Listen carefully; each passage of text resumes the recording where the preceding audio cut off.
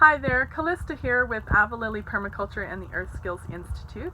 Today I'd like to take a few minutes to share my schedule for planting in my Three Seasons greenhouse. So we are located in the southern Rocky Mountain region of British Columbia, and the growing zone is a 4A. Our current temperature in here today is just under 20 degrees Celsius, and the nighttime temperatures have been getting down to between 0 and -2 or 3, but that's warm enough during the day that the soil accumulates enough heat that it doesn't freeze at night at those temperatures.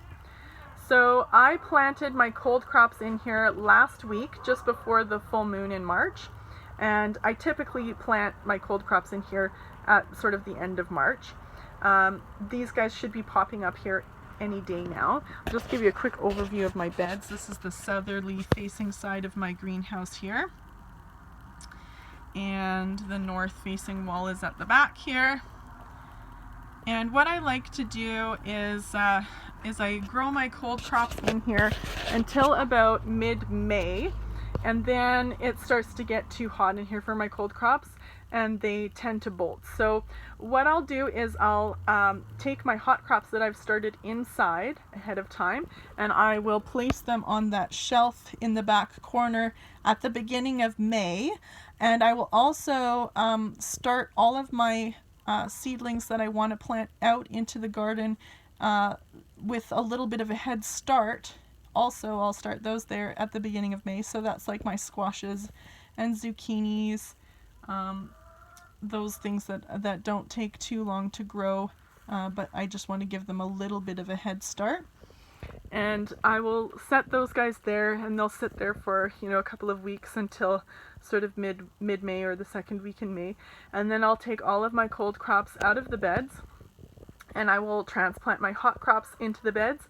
And I like to companion and guild plant all of my hot crops so that I get sort of the best benefit I can out of my space.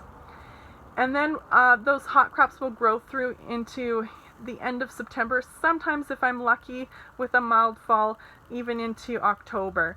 And at the end of August, you can take all of those understory plants out and start another set of cold crops, which will take you, into October for sure. And once the hot crops are done, you can just cut those back and take them out over top of your hot crops, your cold crops, pardon me. If you are in a milder climate, you can even grow through into the winter as well with your cold crops. Or kale, which is extremely cold hardy, is a really good one to grow through the winter. So you can start it kind of midsummer outside, and then just in pots, and then once you're finished with your Three Seasons sort of greenhouse operations in the fall, you can transplant those into the beds for winter harvest. Here I can transplant kale in October.